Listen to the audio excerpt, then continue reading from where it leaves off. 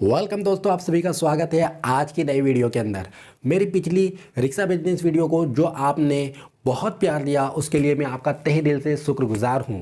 दोस्तों, किसी भी बिजनेस को करने के लिए आपके अंदर उस बिजनेस की नॉलेज होना बहुत ज़रूरी है और नॉलेज ही आपको आधी जीत दिला देती है। आपकी नॉलेज को बढ़ाएगी हमारी ये वीडियो। इस वीडियो के अंदर हम रिक्शा बिजनेस की तमाम चीज़ों को डीपली समझने की कोशिश करेंगे कि किस तरह से स्टेप बाय स्टेप आपको रिक्शा बिजनेस को करना चाहिए और किस तरह से आप ज़्यादा से ज़्यादा अर्निंग कर सकते हैं और अपने बिजनेस को आसमान की ऊंचाइयों तक ले जा सकते हैं। आप लोगों में से कई लोगों का ये कमेंट था कि सर, रिक्शा चलाकर कोई भी लखपति या करोड़पति नहीं बन सकता।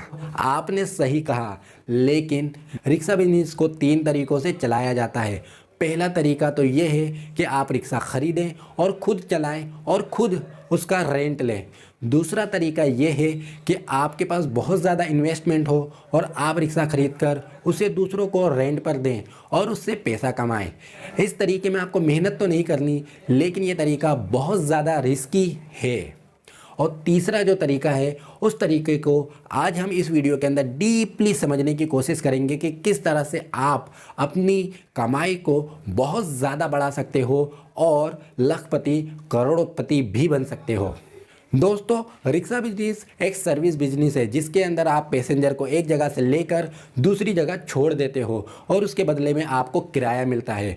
इस चीज़ के लिए आप किसकी मदद लेते हो? रिक्शा की। और रिक्शा चलाने की वजह से रिक्शा के अंदर कई मेंटेनेंस खर्चे आते हैं, वेल्डिंग के खर्चे आते हैं और टायर वगैरह के खर्चे आते हैं, जिसकी वजह से महीने में 3 से 4 हज़ार रुपया आपको मैकेनिक को देना पड़ता है। और यही वजह है कि जो रिक्शा चलाते हैं वो कभी भी अपने बिजनेस को बड़ा नहीं कर पाते, क्योंकि वो एक ज़्यादा अमाउंट को दूसरे को सर्विस के तौर पर दे देते हैं। अगर आप सीरियसली इस बिज़नेस को लेकर डेडिकेशन के साथ आगे बढ़ना चाहते हैं तो आपको खुद को रिक्शा की बहुत अच्छी नॉलेज होनी चाहिए, आपको मैकेनिज़्म की बहुत अच्छी नॉलेज होनी चाहिए। रिक्शा किस तरह से बनती है, किस तरह से उसका इंजन बनता है, किस तरह से उसकी सर्विस की जाती है, किस तरह से उसके तमाम काम किए जाते हैं, इसकी पूरी ट्रेनिंग आप किसी गैरेज पे ले सकते हैं। साल भर तक आप बहुत अच्छे तरीके से सीखिए रिक्शा किस तरह से काम करती है, किस तरह की क्वेरी उसके अंदर आती है, किस तरह के डैमेजेस उसके अंदर आते हैं। उन तमाम को सीखने के बाद जब आप प्रॉपर एक मैकेनिक बन जाएं, उसके बाद ही इस रिक्शा बिजनेस को स्टार्ट करें। इस तरह से करने पर जो मैकेनिक को खर्चा देना होगा वो खर्चा आपका बच जाएगा और उसको इस्तेमाल करके आप अपने बिजनेस को बढ़ा सकोगे। दूसरी बड़ी गलती 90% लोग कर देते हैं वो ये कि वो नई रिक्शा ख़रीद लेते हैं। मान लीजिए दोस्तों, आज के तारीख में 2 लाख से 2.5 लाख रुपए की नई रिक्शा आ रही है। आपने वो नई रिक्शा लाख रुपए डाउन पेमेंट देकर ख़रीद ली। उसके बाद आपको 4 से 5 हज़ार रुपये का EMI लगेगा जो आपको 3 साल में चुकाना होगा। लेकिन 3 साल पूरा होते होते आपकी जो 2.5 लाख की रिक्शा थी उसकी कीमत 1.5 लाख बचेगी, यानी कि आपको 1 लाख रुपये का नुकसान हो गया। साथ ही साथ 3 साल के बाद वो खर्चा देना चालू कर देगी। इसलिए कभी भी रिक्शा को न्यू नहीं खरीदें, बल्कि आप उसे ओल्ड खरीदें, अच्छी कंडीशन की रिक्शा खरीदें जो कि लाख रुपए तक में अच्छे से अच्छे आपको मिल जाएगी। आप खुद मैकेनिक बन जाएंगे, उसके बाद आपको सर्विस का कोई टेंशन नहीं होगा। जूनी रिक्शा होने के बावजूद भी आप उसे अच्छी तरीके से चला सकोगे और लंबे वक्त तक चला सकोगे। तीसरा पॉइंट है दोस्तों कि आपने मैकेनिज़्म सीख लिया है, आप जूनी रिक्शा खरीदी है आपने, इसके लिए आपको EMI नहीं देना है और आप मैकेनिक हो इसलिए आपको सर्विस का चार्ज नहीं देना है। आपके EMI और सर्विस के चार्ज को मिला लिया जाए तो 5 से 6 हज़ार रुपया महीने का बनता है।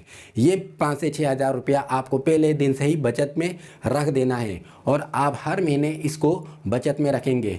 5 हज़ार की बचत हर महीने आप करोगे तो साल के आखिर में आपको 60 हज़ार रुपये बचे हुए मिलेंगे। इन 60 हज़ार रुपयों का आपको क्या करना है, वो नेक्स्ट स्टेप ये है। 60 हज़ार रुपये आपने बचा लिए पूरे साल मेहनत करके, मैकेनिक से भी बचा लिए और EMI ना देकर भी बचा लिए। अब दोनों का इस्तेमाल करके आपको नई रिक्शा लेनी है। 70 से 80 हज़ार में आपको अच्छी से अच्छी रिक्शा मिल जाएगी। अब आपने दूसरी रिक्शा ले ली और 250 से 300 रुपये पर उसे किराए पे चढ़ा देना है। लेकिन किराए पे चढ़ाते हुए एक बात खास तौर पर याद रखें कि पेपर वर्क ज़रूर कर लें, क्योंकि जो भी इंसान आपसे रिक्शा लेगा वो चाहेगा कि वो ज़्यादा से ज़्यादा रिक्शा चलाकर ज़्यादा से ज़्यादा प्रॉफिट कमाए, और ज़्यादा से ज़्यादा रिक्शा चलाने की वजह से उसमें ज़्यादा डैमेजेस आएंगे, ज़्यादा खर्चा आएगा, जिसकी वजह से आपने अगर पेपर वर्क नहीं किया और उसके साथ सही से बातचीत नहीं की तो आप अल्टीमेटली लॉस में आ जाएंगे। इसलिए उसे ये बात खास तौर पर बता दें कि जो भी खर्चा होगा उसका इक्वल होगा। आधा रिक्शा का ओनर यानी आप भरोगे और आधा जो रिक्शा चलाएगा वो भरेगा। इस तरीके से वो कभी भी आपकी रिक्शा का गलत इस्तेमाल नहीं करेगा, उसे ज़्यादा हद से ज़्यादा नहीं चलाएगा और प्रॉपर चलाकर आपको भी फ़ायदा देगा और उसे खुद को भी फ़ायदा होगा। समझ लीजिए कि आपके दूसरे साल के अंदर आपको 250 रुपया रोज़ के किराए के हिसाब से आपको महीने का 7500 रुपया मिला और साल के आखिर में 78,000 रुपया हो गया, और आपकी खुद की बचत थी 60,000 रुपये। दोनों को मिला लेंगे तो मालूम पड़ेगा कि 1,38,000 रुपया आपने दूसरे साल में एक्स्ट्रा इनकम कर ली। पैसों को कमाने में आपने सर्विस का चार्ज तो दिया ही, भले आपको सर्विस करने आती है, लेकिन थोड़े बहुत स्पेयर पार्ट्स या दूसरी चीज़ों को हम मिला लें तो 10,000 रुपया एक रिक्शा के पीछे आपने दिया। 2 रिक्शा के आपने 20,000 माइनस करके आपके पास बचे 1,18,000 रुपये। आपको उसका इस्तेमाल करके तीसरी और अच्छी रिक्शा ख़रीद लेने की है, सेकंड हैंड। अब आपके पास खुद की कमाई और 2 और रिक्शाओं की कमाई जुड़ गई है, जिससे आपको चौथे साल के अंदर कुल 2,16,000 रुपये की बचत होगी। ये 2,16,000 रुपये में से 30,000 रुपये आप सर्विस के अलग निकाल लीजिए तो 1,80,000 रुपये आपको बचेंगे, जिसका इस्तेमाल करके आप 2 नई रिक्शाएँ खरीद सकते हैं।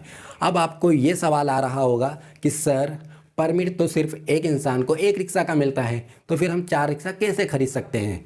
तो इसका जवाब आसान है दोस्तों, कि आपके घर के अंदर, रिश्तेदारों के अंदर ऐसे लोग मौजूद हैं जिन पर आप भरोसा कर सकते हो। आप उनके नाम पर भी शुरुआत में परमिट निकाल सकते हो, और जब आपकी रिक्शाएँ ज़्यादा हो जाएँ, 5 से ज़्यादा रिक्शाएँ हो जाएँ, तो आप स्पेशली रेंटल ऑटो करके आप अपनी कंपनी को स्टार्ट कर सकते हैं, जिसके नाम पर आप जितनी चाहें उतनी रिक्शा की परमिट निकाल कर उन्हें रेंट पर चढ़ा सकते हैं। अब आपके पास 4 रिक्शाएं हैं और आपकी खुद की एक रिक्शा और बाकी की 4 रिक्शा से आपको कुल 5,12,000 रुपया एक्स्ट्रा की बचत होने लगेगी चौथे साल से। दोस्तों, ये शुरुआत है। चौथे साल में ही आपने 5 लाख का आंकड़ा पार कर दिया, और सोचिए कि आप खुद जो कमा रहे हैं वो तो अलग ही है। यानी आपकी महीने की कमाई 50,000 से 60,000 या उससे ज़्यादा भी हो सकती है शुरू के 4 सालों में, और इसी तरह से आपको आगे बढ़ते रहना है। और याद रखें कि एक स्टेप ऐसा भी आएगा आपकी ज़िंदगी में, जब आप खुद नहीं रिक्शा चलाओगे बल्कि अपनी रिक्शाओं को रेंट पर देना चालू कर दोगे और एक गैराज खोल लोगे, जहाँ पर आप अपनी खुद की रिक्शाओं को मेंटेन करोगे और उनका ख्याल रखोगे, और इस तरीके से आपका ये बिजनेस धीरे धीरे बढ़ता चला जाएगा और लाखों से करोड़ों तक पहुंच जाएगा।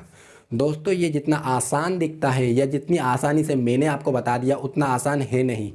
ये पूरा डिपेंड करता है आपके ऊपर, आपकी डेडिकेशन के ऊपर, आपके प्लान के ऊपर कि आप किस तरह से आप इस प्लान पर अमल करते हो और इसको एक प्रॉपर बिजनेस में कन्वर्ट करते हो और अपनी जर्नी को हज़ारों से लाखों और लाखों से करोड़ों तक पहुंचाते हो।